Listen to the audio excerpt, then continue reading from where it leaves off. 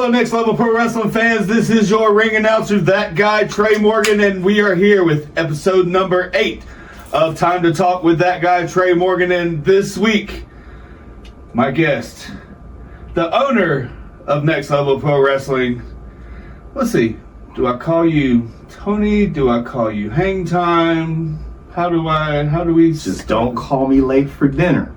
Call you whatever you want. Call me for dinner all the time. Call me for dinner all the time. Ladies and gentlemen, my guest this week is the owner of Next Level Pro Wrestling, Tony James. Thank you for being here with me, sir. I appreciate it, man. I've been trying to get you on here for Obviously not, man. You've had some... I'm number 8, so there was 7 more people that was more important. I mean, you're a busy man. Oh. But I'm gonna interview you. Okay. How does it feel to have your own? I love it. I love it. Next Level Pro Wrestling has done so much for me in my short amount of time here. Now, we've done for each other, but you still haven't answered my question. You got your own podcast. I mean, yeah, what's up with that? It's great. Yeah. I absolutely love it. It's something that I never thought I'd be able to do. Definitely got to get you to talk to more people. Yeah, definitely. We're working on that. But enough about me. So let's interview you. The podcast is about you today here, sir. So thank you for being here. Let's get into it. Like I was growing up, watched professional wrestling coming up. Somebody needs to paint these walls a little better next time. I'll be honest with you. Well, they can't see the walls. Little shit. Yeah. They can't see the walls. They see the backdrop right there. Beautiful backdrop right here. You know, Next Level, they put out money here and do a really good job to take care of. But just can't paint walls. Doesn't take care of just here. Make sure you go to the show as well, because we transform these places that we go into. It looks just like an arena, so it's absolutely we do a great job. So, like I was when I was growing up watching wrestling, watching as a kid. I'm pretty sure you probably did as well. So let's talk about growing up and getting into the wrestling business. Wow. So me as a wrestling fan, I was always big on Jim Crockett Promotions, the NWA. Yeah. That was just my thing. I didn't know about WWF because I was loyal to the NWA. I remember the Superstation Saturday nights at 8:05. I remember the Superstation on Sundays at 6:05. I mean, I remember all of that. I enjoyed it. I remember the Superstation on Sundays at even 8:05. I remember the Superstation on Saturdays at 8:05. I mean, the times, I was always looking at the Superstation. And as a kid, you really didn't know the difference between 6:05 and 8:05, but you knew wrestling. Right. You knew Jim Crockett Promotions because the Four Horsemen. The Four Horsemen was just my thing. That was when I just loved the bad guy. Everybody loved the good guy, but I loved the bad guy. I enjoyed watching George South. I enjoyed watching Ric Flair, Junkyard Dog, Tony Atlas, Barry Windham. If it was the NWA, I was on it. It was nothing against the WWF, but I used to watch the WWF on Saturday mornings at 12 o'clock. I remember the Killer Bees and the Hart Foundation. Yeah. But the NWA here in the Carolinas, because I'm born and raised in North Carolina, Fayetteville, never left. I love it here. Country, city boy, whatever you want to call it. But the advantage of it is the Mid-South, the Crockett Promotions, I loved it. And I just can't. I think when my mom was pregnant with me at the hospital, she was watching wrestling because she always talked about Ric Flair's, gorgeous hair. Yeah. Yeah, my mom did too. Lex Luger, guys like that, that. Man, I was scared of Lex Luger. When I first saw Lex Luger as a kid, I thought he was actually the Incredible Hulk because he was just so big. Yeah. And as a cartoonist, the Incredible Hulk was like the big guy. My aunt, Kathy James, may she rest in peace, she loved Magnum TA. Yeah. I used to hit a nerve with her because I would always go for Tully Blanchard. That United States heavyweight title, man, their feuds and their matches and whatever you want to call it. And that was when it was just, wow. You'd have hairy legs, a hairy chest, but you were a man. You would fight. There was no baby oil and all of this stuff. You went to the ring, it looked like you was going to hurt somebody. I remember the Boogie Woogie Man, Jimmy Valiant. Oh, yeah. You know, I just, those were my times.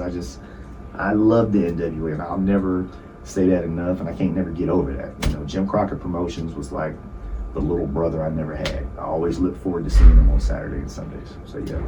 So, how did you know that when you were watching it there on Saturdays and Sundays, did you know then that you wanted to be a professional wrestler, or did that take a little bit?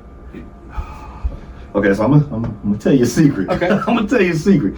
And I promise you're probably gonna giggle inside if you don't let me see your laughter. I remember watching the NWA on a Saturday, and if my mom came home with groceries and sodas and stuff like that, I would take the cardboard and I would cut out my own belt. Yeah. I would put aluminum foil on the belt, and me and my cousin were champions. Now, granted, we had no idea what we were doing. We had no idea what we were doing, but that was what it was. You know, football had its break. All sports had their break. Now, I played basketball and football when I was in school, but my heart and my love was always wrestling. So I used to get in fights about it. I mean, I'd be in school, man, and people say, "You watch that stuff?" I mean, we'd be fighting. Wrestling was real to us back then. We believed every bit of it. It's always been real to me. Everybody has their own differences of opinions, but I've just always believed in it. But I remember we went to Food Line.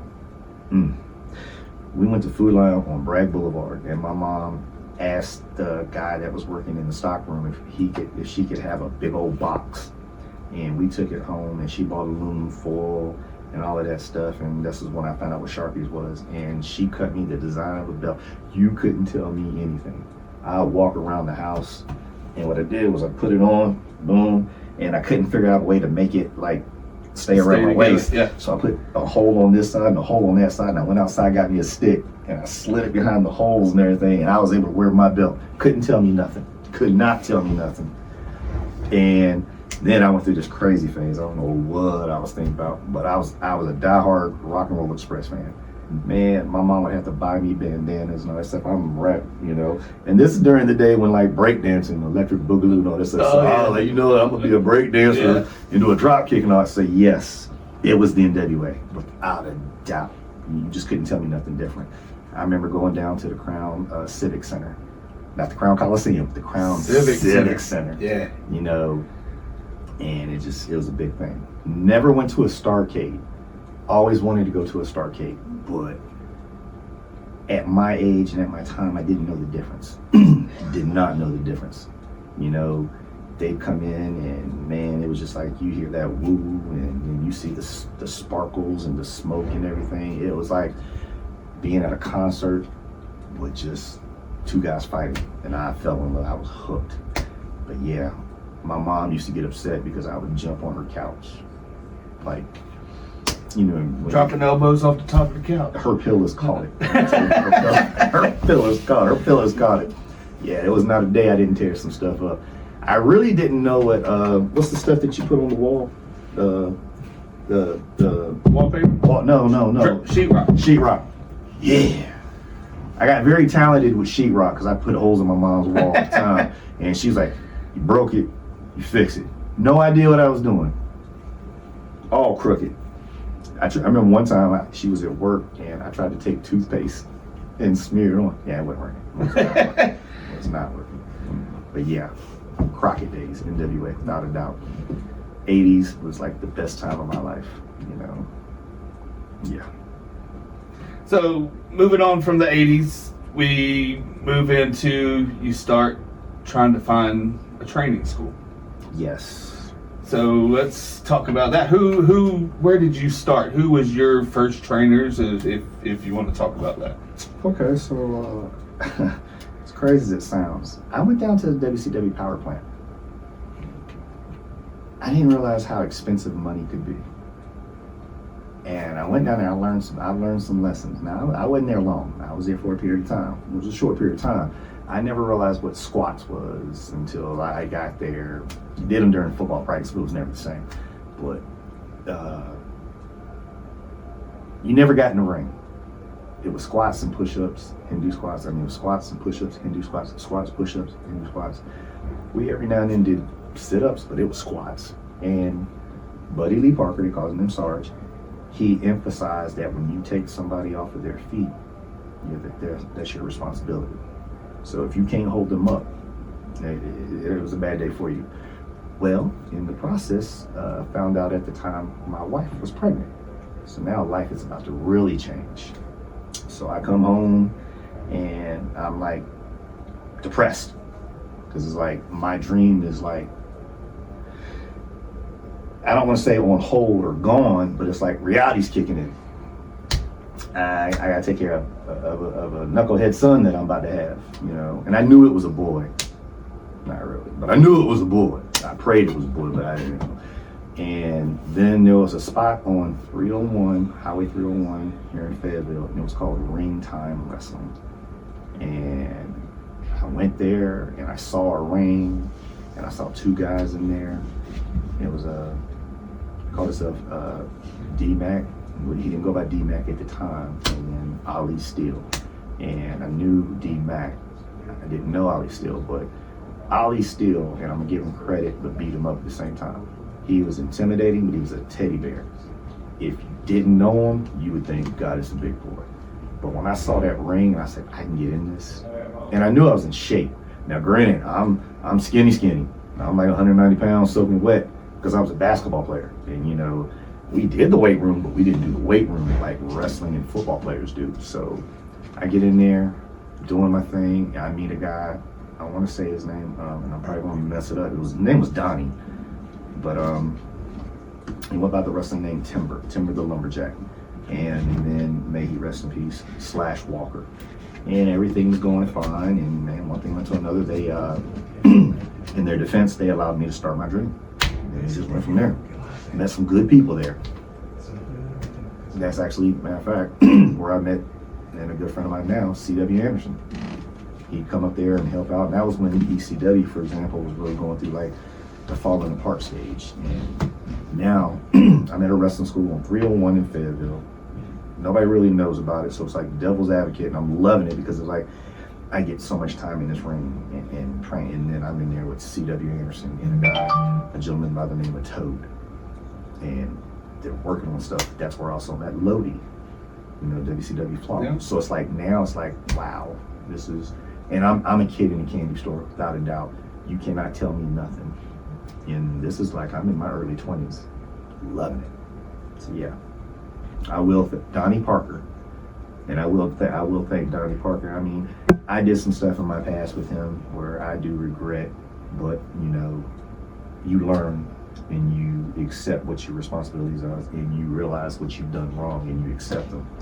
You come to terms with it. So there were some things there I did that I'm not proud of. However, at the time I'm young, naive.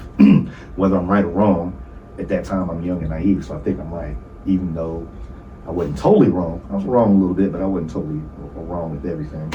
And him and Slash Walker, they gave me my chance, and I was very grateful for them with that.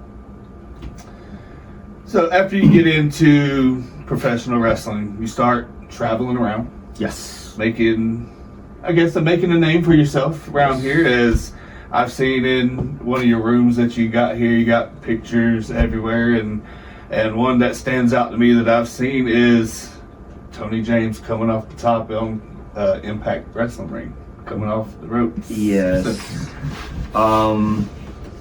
So in front of that, I left Ringtime Wrestling, and me and a guy by the name of Eddie McCoy, he calls himself Nightstick Eddie Brown, me and him formed a partnership, and he came up with the name of RWC, and it was Ring Wars Carolina. And it used to be Carolina All Pro Wrestling, but he changed the name, and that was where one of the places I actually wrestled was in Canada, with it being Ring Wars Canada.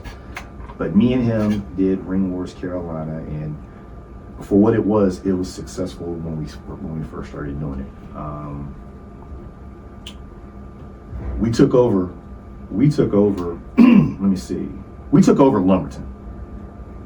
Lumberton was a hot spot because at the time, and this is like early 2000s, mid 2000s, there was no wrestling there at that moment. And me and you know, we have our differences. Me and Nightstick, we took over Lumberton, did well, brought decent shows there.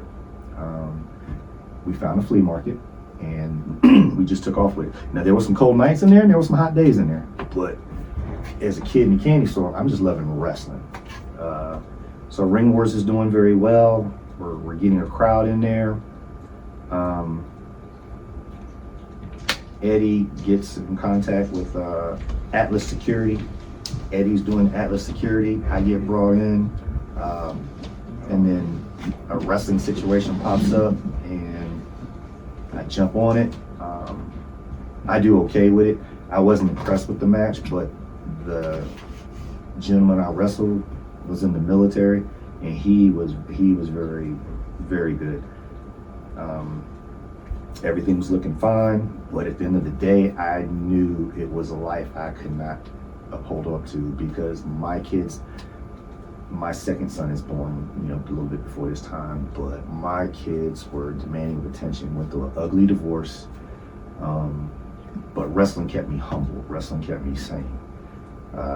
So I'm wrestling, living the life, but on the same note, my kids were kind of like demanding a lot of my attention, so I had to really settle down with traveling as much as I was. I made good money doing it, you know, I really did, but watching your kids grow up is something that you can never get back. Right. So I definitely wanted that to be a responsibility and a priority of mine. I didn't exactly always handle that the greatest. You know, I'll tell anybody, I was a very good dad and I was a very good father. But I made sure my family was taken care of with a roof over the head, heat on, AC on. So learned some lessons through that, you know, about quality time. But at the time, my quality time was being in that ring, watching my kids enjoy me. And the brownie points with my kids was they would brag to their friends in school.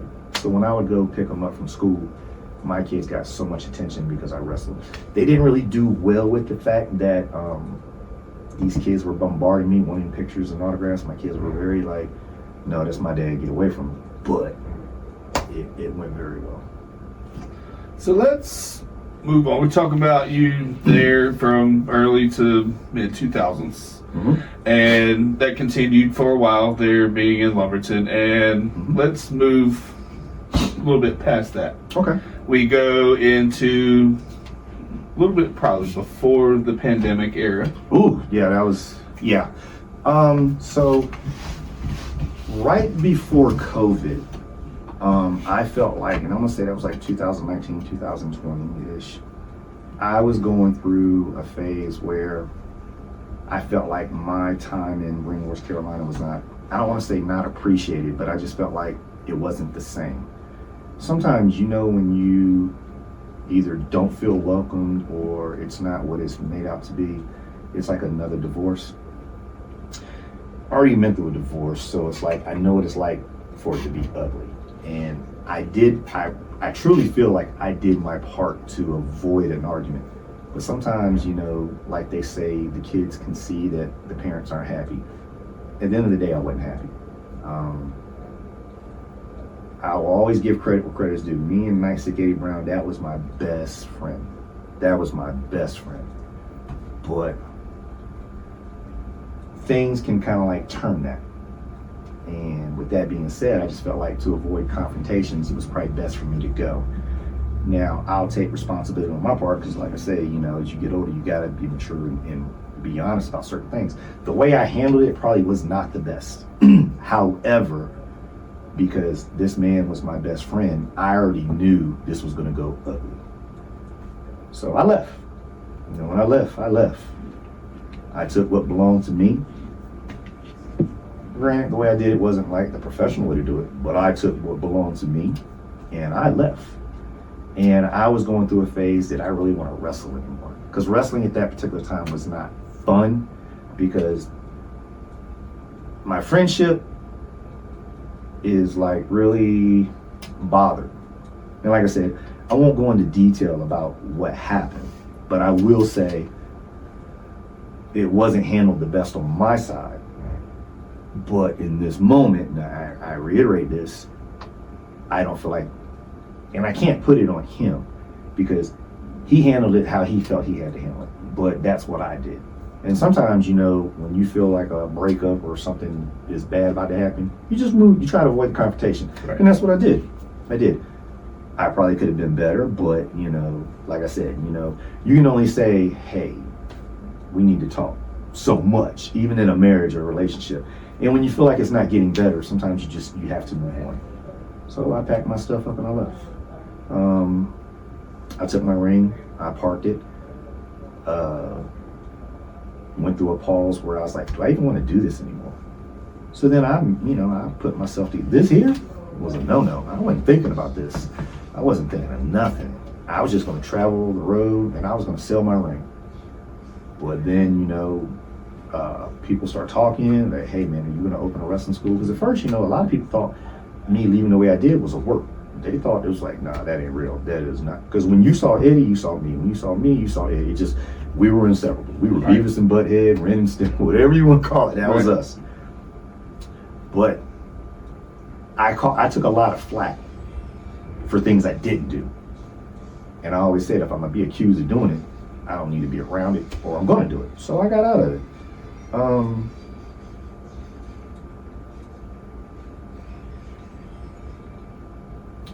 Started running the road again, like I'm young. Now I'm going through, I don't want to say the change of life, but I'm having a good time. I have no responsibilities. I'm just running the road. Everything's going fine. And people start talking, hey man, you want to open a wrestling school? And I shot those ideas down as hard as I possibly could. But you know, when people start talking to you, and it's not just one person or two people or three people, I mean, it's numerous people. Because at this particular time, Ring, North Carolina was technically the only wrestling school like in Hope Mills, close by. The next closest wrestling school that you was going to find was Firestar in Greensboro. Yeah. That's still a good little distance. AML in Winston-Salem. Those are good distances. So I was like, you know what, why not? And then I started thinking of stuff. So I said, if I'm going to do it, I want to do it. Now, anybody knows me knows I can be a little high maintenance and bougie. So I talked to a friend of mine who has an asphalt company, and because I didn't want to put my ring in the backyard in the weather. That's just the easiest, that's like destruction to a ring. Yeah. So then I talked to another friend of mine who had a storage shed business.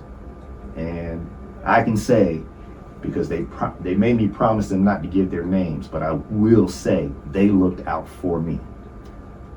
So then when I get the asphalt put down, it was so weird because it was on a Friday. And I won't forget it because it was nippy outside. But man, when they came to my house and they started tearing the backyard up, I'm like, this is really happening. This is really happening. And it just went from there. And then the same thing with the building. When they came on a Wednesday, Lord behold. And I said, this is really happening. So then, I leave, I come back, wake up, boom, that Thursday, I have a building in my backyard. Now, a lot of people look at it as if, for example, it was like I was being a backyarder, but I'm gonna tell you where I got the idea from. And I don't tell a lot of people this, but it's your podcast, so I'm gonna give you some magic tricks and secrets. Vern Gagne in the AWA, he had a barn in his backyard, and they trained. And I remember that because I watched the Ric Flair documentary. Yeah. They were training in a barn in the backyard, and I said, wow, that's where the idea came. And it's been doing well. I mean, you know firsthand, you've been here. Now I got close to 20 people in my backyard in a ring right now. And it's just now, it's actually this second, yes. Right now, as we're recording, they're out there having training right now. Yes.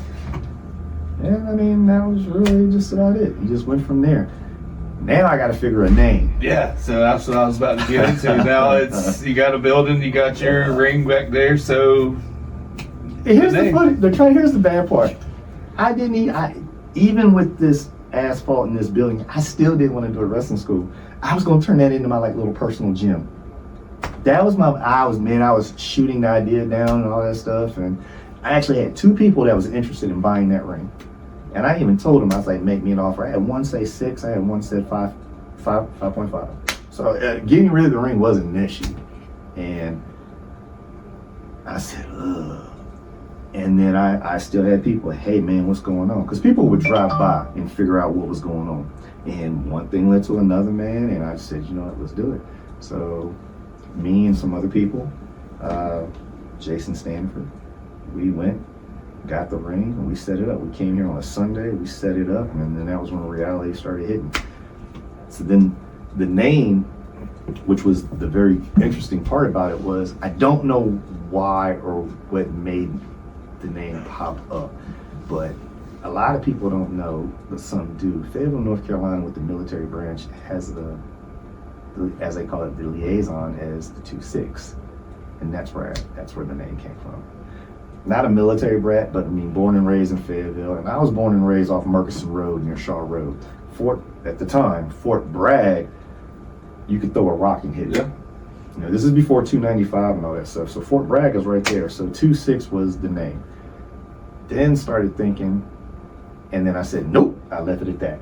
So this is right around COVID. So I'm about to open a wrestling school in my backyard, in a storage shed, in a brand new building, brand new asphalt. And I did a soft opening. And I'll give credit where credit's due.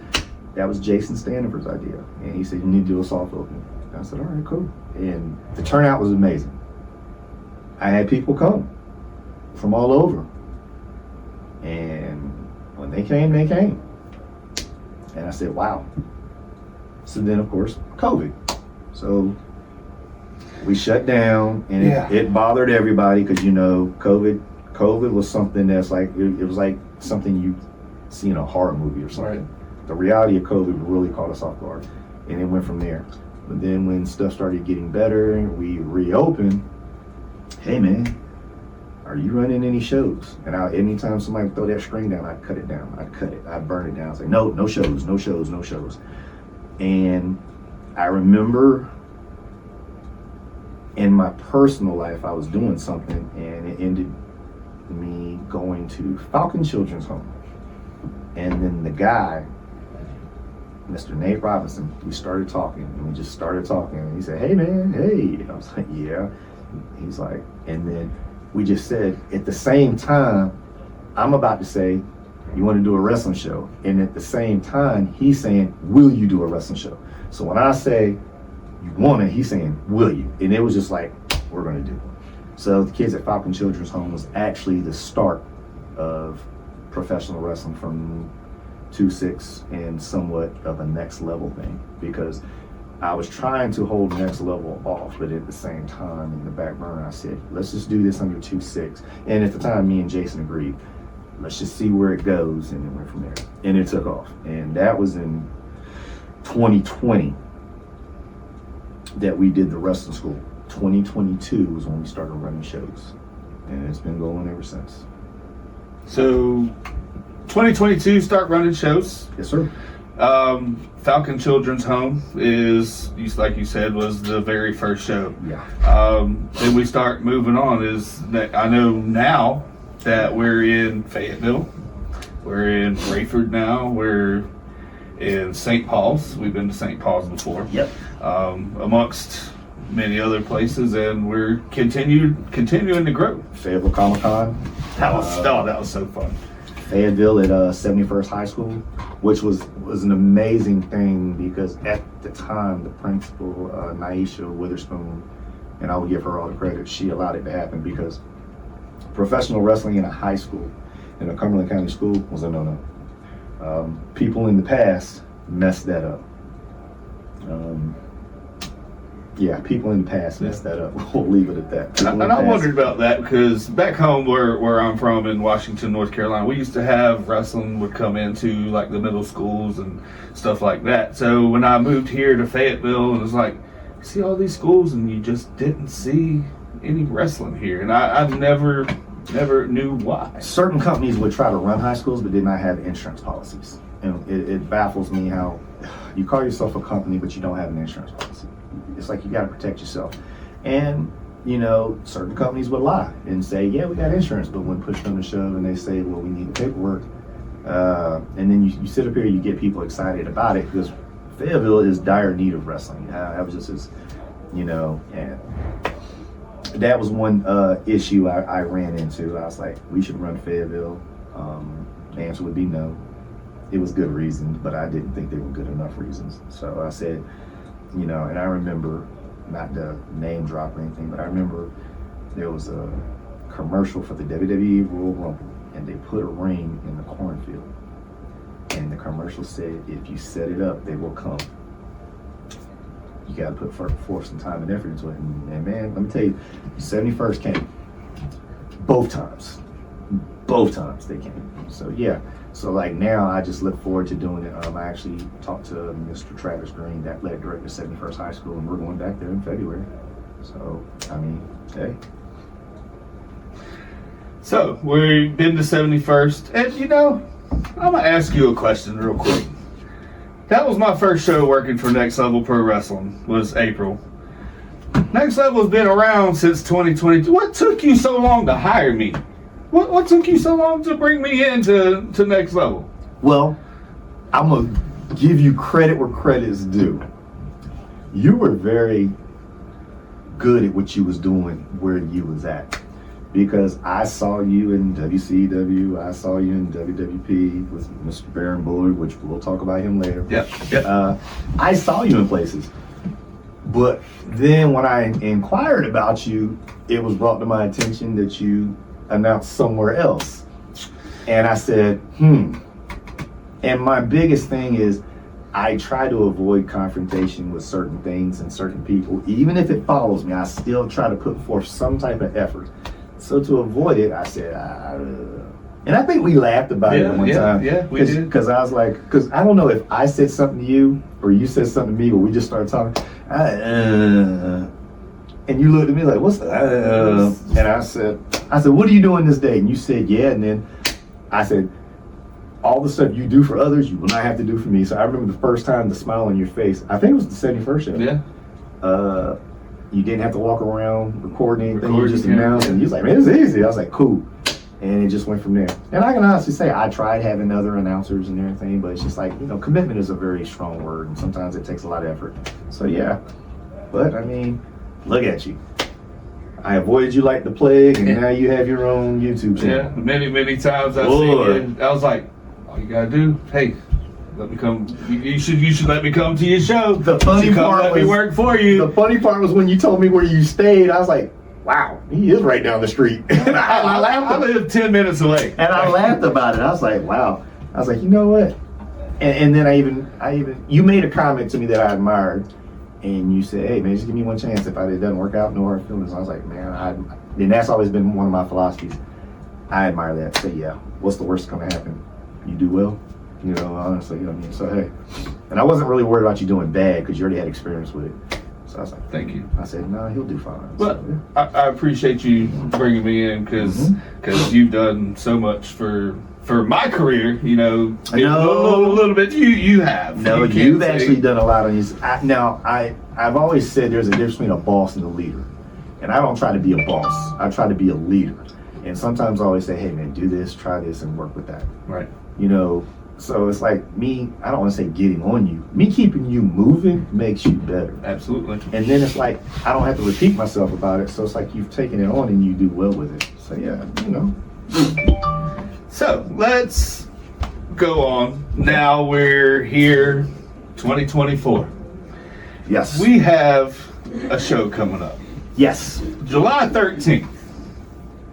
We talking about July 13th? You kind of like hit that one. Can we? You just forgot all about Baron. Let me tell you something. Well, I'm going to give shout out where shout out to Baron. He forgot about you. Trey G, he forgot about you. We haven't got to the section where we talk about the people here at Next Level yet. We're still talking about. All right, so let's. All right, cool. Yeah. Okay. So July 13th. July 13th. We have this. Everybody's seen the videos that we've had posted here on Facebook here lately saying we're coming. Yes. We still don't know. It's a mystery. So we're not going to keep it a mystery. Should we? I don't know if we should. It's getting close. So, what do you think? You're right. Okay, so, all right, so Let's take a trip down the Yellow Brick Road. You're right, it is. It's in 10 days. Let's take a trip down the Yellow Brick Road. I made a comment earlier about running somewhere. And I've always felt like this town is like maybe my second or third home. Because I would give it one Saturday a month for a few years. So yeah, we are coming. We're going down I-95. Yeah. It's probably going to ruffle some feathers, but I'll be honest with you, I bet on me against you any day. Because if I don't believe in me, how can I expect my team to bet on me and believe on me? Because I have a great staff, I have great talent, I have great production, and I can say I will do my best to avoid a confrontation. But this has been 4 years in the making. I've had people ask me, when are you going to do this? When are you going to do this? And I would always shoot it down like, no. But Baron Bullard even sat up there and said, it needs to be you. And then the more I started thinking about it, I'm like, you're right. And I haven't wrestled in this town for 4 years. Hint, hint. I've wrestled in Robinson County. Yeah. I wrestled in Robinson County. I've wrestled in Pembroke. Yeah, we go to Pembroke. St. Paul's. I've been to St. Paul's. But there's a home that I need to go to. And I'll be honest with you, I've had fans hit me up and ask me, when are you going to go there? I watch social media posts about people defend me. And I said, man, it's got to happen. And I'll be honest with you, I have some good people in this company that I trust, and they've made the comment, what's the worst that's going to happen? You do well. Because anybody that knows me knows, and I tell you, when you bet against me, that's a challenge I'd love to accept. So yeah, if I had something to write on, I'd hold it up, but I don't, so I guess we'll say it. July 13th, Next Level Pro Wrestling in the 2-6 Wrestling Academy. Doors opening at 6 o'clock. Bell times at 7:15. We're going to Lumberton. Wow. Lumberton, North Carolina. It's gonna be fun time. And Yes. what's the name of that show, by the way? You know, It's an attention getter. It is very attention getting. I call it. I had some names, and we came up with some names together. And like I said, sometimes you have to listen to the people that's in your corner. Do I know everything? No. Do I know enough? I know enough. But I still sometimes have to be put in place. And once again, like I say, I have a good team. There's 2 people in my team I trust entirely. They know who they are. And so people don't get in their feelings. I won't even say their names, but they know who they are. But we came up with the term second-degree trespassing. It's going to be a fantastic show.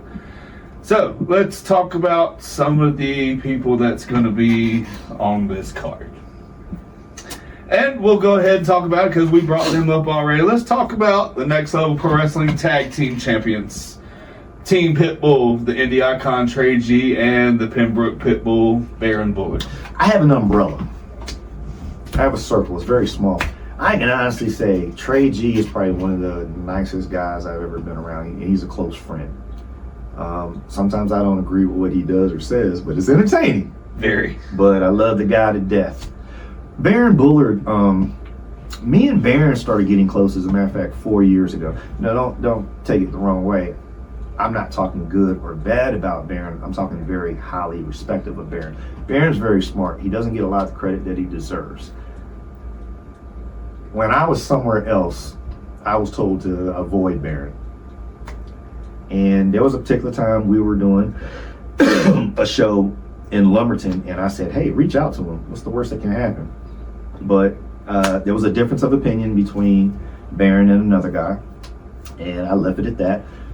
So when I first saw Baron, I'm gonna be honest with you, I saw Baron man-to-man talk-wise in Rockingham, and we just hit it off. So now I'm pausing, like, wait a minute. Now granted, and Baron, I love you, but he has the most irritating voice, but he is funny. And we just hit it off. And then, I'm talking about the pit bulls. Me and George South, we got close. I just don't know what to say. So yeah, team pit bulls, they're going to be in Lumberton, and I'm just going to be honest with you.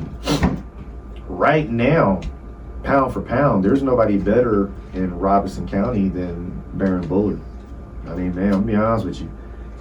He's like the mayor in Pembroke. People know him. I mean, just he is what it is.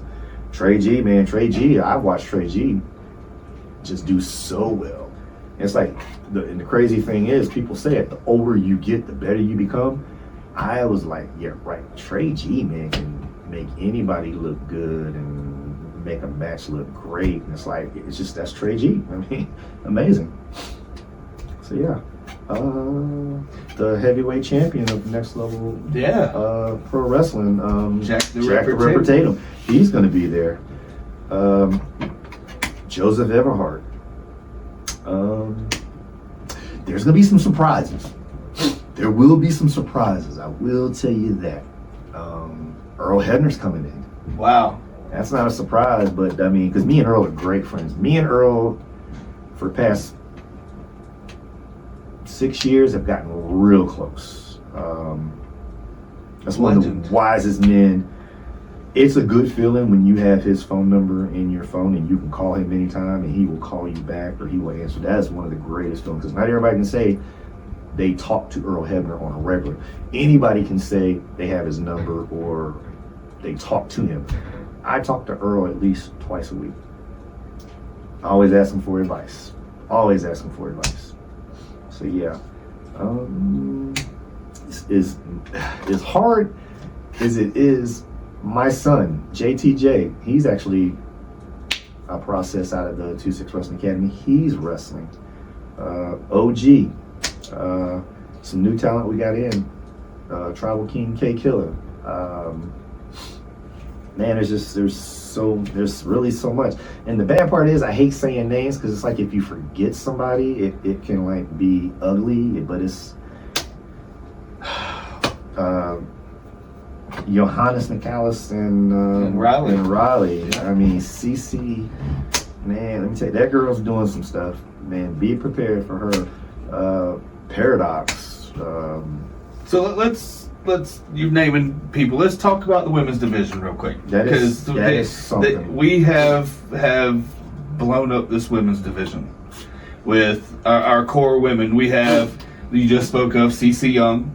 We have Riley Rose. Mm-hmm. We also have Audrey Allen, who is here with us as well. Yes. And that's a busy girl. That is a busy girl. She is everywhere. If I could have her on more shows, I swear I would. But popularity has a lot of responsibility, and she's a very responsible woman. I mean, she's everywhere. I mean, she's everywhere. Her coming around was a real surprise, because I had it in for Audrey for the longest, but due to certain circumstances, I didn't think it was going to happen. So I wrestled her at Comic-Con this past April, and that was great. That woman can only get better. So I'm really amazed by her. Our women's champion. Yeah, I was about to say, last but not least, the Next Level Pro Wrestling Women's Champion, Serena Bell. Yeah. And she is so young and only getting better. It's scary when you see the talent that all the ladies have. So, yes. That women's division is about to crank up a lot better.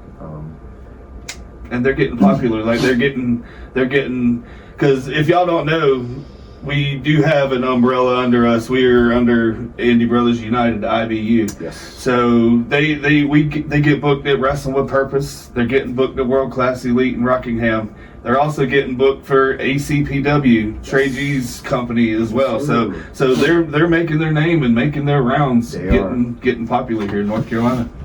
I love being in Carolinas because, like I said when it was earlier, the Jim Crockett promotions, that was just a big thing for me. So to be in the ring with a Earl Hebner or George South, that's an amazing feeling. That is an amazing feeling. So yeah. Man, there's just gonna be so many people. I don't want to say too many names because I want to bring some surprises. Sure. I can tell you now, there's going to be 3 surprises right off the bat in Lumberton next week, and it's just, it's July, it's hot. We're gonna bring some heat with it. So let's talk about. We talked about Team Pitbull. Let's talk about the bootleggers. The bootleggers. Bootleggers Inc., who they have faced in many times here recently.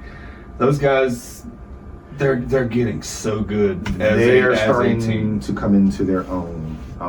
And the funny thing is, I tell a lot of people, and it's not to come off the wrong way, but Buck Wild is really adjusting, and I swear when I see him, I see a young Briscoe. Absolutely. It's amazing. Yes. Chris Weaver, he's tagging with his cousin. They've always wanted to tag together. They've never tagged together. But now they're tagging together, and it's a beautiful thing. So yeah, they're doing very well for themselves. And Travis, I just had him. He was on episode number 7 here. And, something about that. It's been brought to my attention. He mentioned my name in his. You know anything about that? Yeah, we at the end of our shows, we do have what I call the call out, and give people their time that if they want to face somebody that they've never faced before, or if they want to see somebody. Yes, so he did mention your name as somebody that he would like to see in the ring. Well, first of all, he's too tall. There's a height resistance here. I like to bully people when I wrestle, so if they're taller than me, that doesn't happen because it's not beneficial to me. So, no. So, just because he's too tall? Yeah, too tall. He is too tall. See, Baron Buller's like shorter than me, so I can wrestle Baron. Or Amir Anansi, I'll wrestle him. He's too tall. He's just short. Like guys like CJ Evans who could look eye to eye. That's another one, man. That's making some waves. Social media noise. champion. Yes, I mean that boy is doing something. I mean, a lot of people talk about how Next Level and 2-6 is successful, and I'm just gonna be honest with you. I had a lot of diamonds and I had a lot of gold fall into my lap that made it easy. Everybody thinks it's easy to promote a show and put on the video. It is not. I've just been blessed, referee James Hunter, a great friend of mine, Sean Pittman, a great guy that I'm actually starting to get close with. And then, we have 2 referees. They're doing well for themselves. Tim and Brandon, they're starting to come out of their own. And I'll be honest with you, I think Tim eventually is going to start wrestling. He is having a good time in that ring, but you can just see that little bit of a spark plug where he's starting to feel comfortable, and you never know. And if I'm not mistaken, Comic-Con, he got bullied a little bit, and then he put on a mask, and then I want to say he body slammed the record, Travis Weaver. So, I mean, Was that him under the mask? I think it was. The referee shirt might have gave it away. And that beautiful long hair that he's got. Man, let me tell you something. He is a Head and Shoulders commercial away. Oh, absolutely. Absolutely. But yeah, I mean, I can say past 4 years have been fun. I've had a smile back on my face. I'm enjoying myself. It's come with a little bump and stress and friction, yes, like anything else. But if anything's going to be successful, you got to hit a pothole. You got to hit it happens. But I mean, we are doing very well. Hello? Hello? Hello? Hello? Yes. Okay, yeah, hold on. It's for you. Oh, thanks. Yeah. Hello. I'm busy. I'll call you back. Sorry. You hung up on? Yeah. That's rude, boy. Big time. Yes, sir. I ain't got time for you right now. I got a podcast to film here. But yeah, I mean, man, it's. I want my guys and girls to have fun. Yes, no point intended. I want my guys and girls to get looked at by the next level of bigger name companies. But until then, I want them to have a good time here. You see it is. When we're in our locker room, man, and we're having our briefing meetings and all this stuff, we're having fun. We have a good We time. are like a bunch of kids. And it's something I enjoy. the quiet before the storm, as I call it, when we first get to an avenue venue, and then we start putting it together. It takes a couple hours, but you see the process starting. It's like a beautiful thing, man. I mean, it's just, it's great. I can't explain it. I'll just be honest with you. We're bringing that to Lumberton on the 13th. I mean, just it is what it is. And I'll be honest with you. We're not gonna let this cat out the bag, but I got one more cat. I got one more cat to give away. And okay. That's for August. And I will give you one hint because it's your podcast, and I want you to have first dibs. The date's going to be August 17th. But before that, we're going to be back at the Harley Davidson dealership. Oh. Yeah, we're going to do a little outside show. I want to say it's Combat Vets. It's Combat Vets, Motorcycle Combat Vets. And I'm not going to butcher the name, but 10 o'clock that morning on August 10th, we're going to be at the Harley Davidson dealership on Sycamore Dairy Road. It is really something that you need to see. Anybody that supports the military and the vets, and I mean, let's just be honest with you, vets have done so much for us, and they do not get the credit that they deserve. And one thing I do not like is to forget somebody that's been there for us and we just forget about them.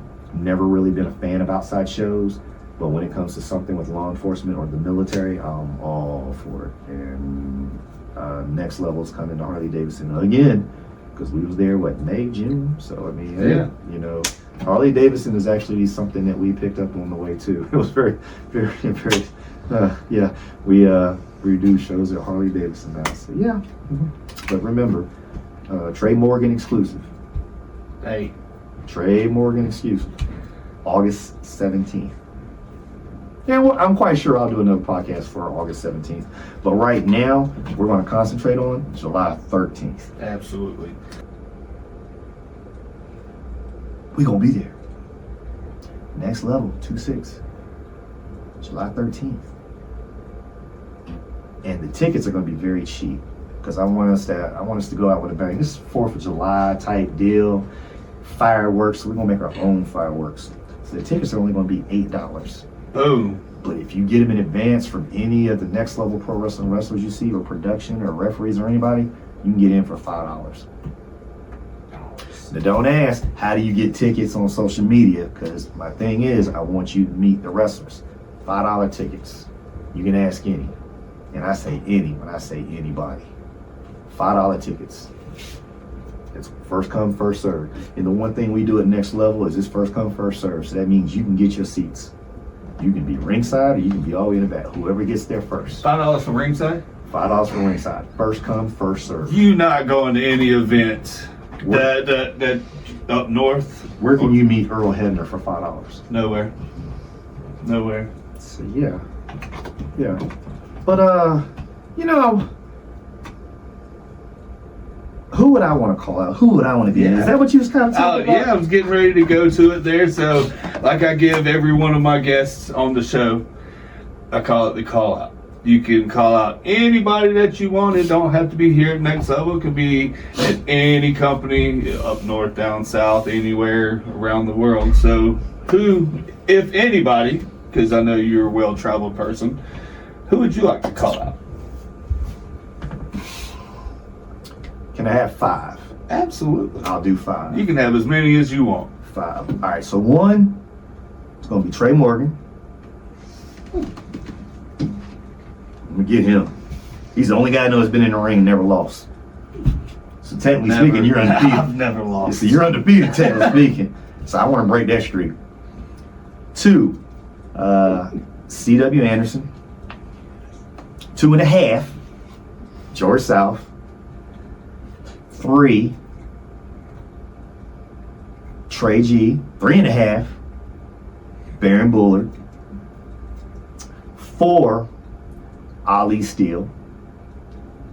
Ali Steele will always have a special place in my heart because he was actually my first match when I got into wrestling.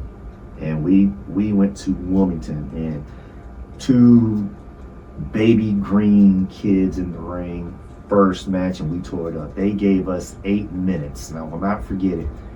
And we were doing so well in our match, they continued our time to 12 minutes, and I'll never forget that. That's why anytime I can honestly say Ali Steele will always have that special place in my heart. So yes, Ali Steele. And I will say this. the day that I decide to retire, which might be soon, might not, my last match will be against JTJ. Wow. He is my son, and I can honestly say, watching him is like, it's scary. Because you ever see somebody doing something that resembles you, and you're like, wow. And I'll be honest with you,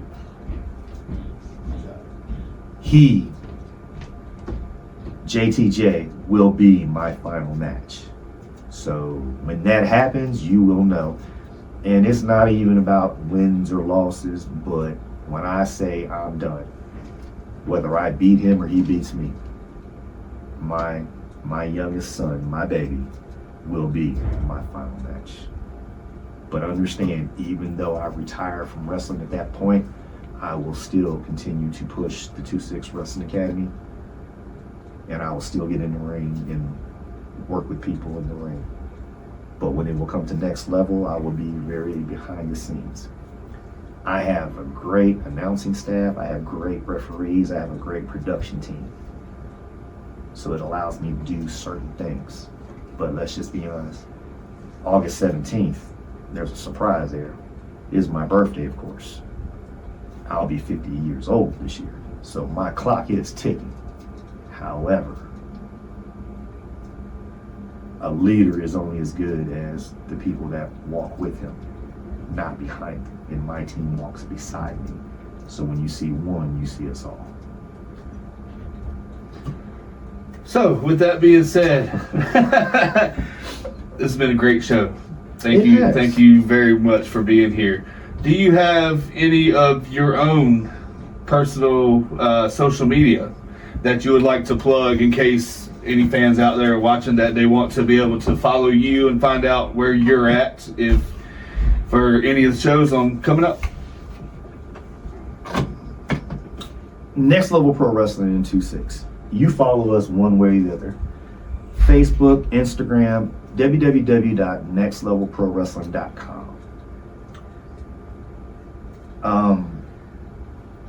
Really pay attention, because I'm going to be honest with you, this July 13th show in Lumberton, it's a big deal for me, because I have not been in Lumberton to wrestle for over 4 years. And I want y'all to come out and have a good time. And anybody who has seen me wrestle in Lumberton knows I always try to put my fans first. And I'm telling you now, I'm bringing you a show or an event that you will not forget. And you know, sometimes they say the first one is the best.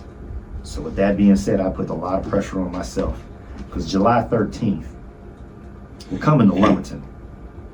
And I'm really not worried or concerned about who that upsets. I'm not really worried or concerned who has an issue with it. If you're better than us, be better than us. Because right now, I'm only concerned with us. Lumberton, Next Level, we're coming. July 13th. Doors open at 6 o'clock. Oh, wait.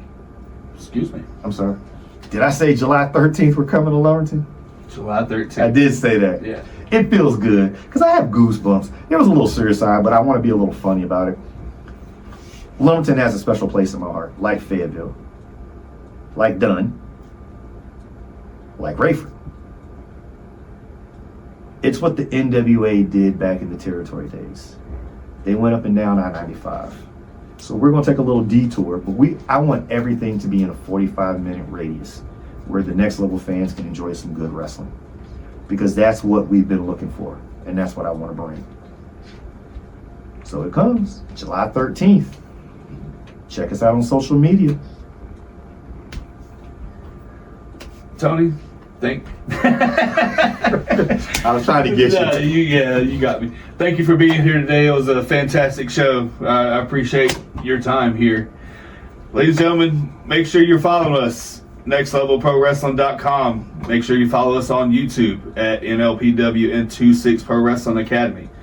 If you are inspiring and want to be a professional wrestler, please make sure you go to nextlevelprowrestling.com and get in touch with somebody. More than likely, you can get in touch with this man right here, and he'll give you all the information that you want, so you can come here in the backyard and train, and maybe you can get on the show here at Next Level Pro Wrestling. It's going to be a fantastic time. Make sure, July 13th, Lumberton, North Carolina, ladies and gentlemen. Doors open at 6 o'clock. Bell time will be 7:15. 7:15. $5 tickets. In advance, $8 at the door. So make sure we see you there. Tony, once again, thank you for being here, ladies and gentlemen. Sir. And follow him. Follow me. Hey, follow that. You know, make sure you check us out. Time to Talk with Trey Morgan here on YouTube. This is episode number 8. We do have more to follow. So make sure you like, subscribe, and hit that bell notification on all of our stuff here on YouTube as well. So, ladies and gentlemen, thank you very much for joining us here on Time to Talk with Trey Morgan, episode number 8 with Hangtyme Tony James right here, ladies and gentlemen. We'll see you on our next show. Woo, fan that boy off. That boy is hot. Fan him off. Fan that boy off of that.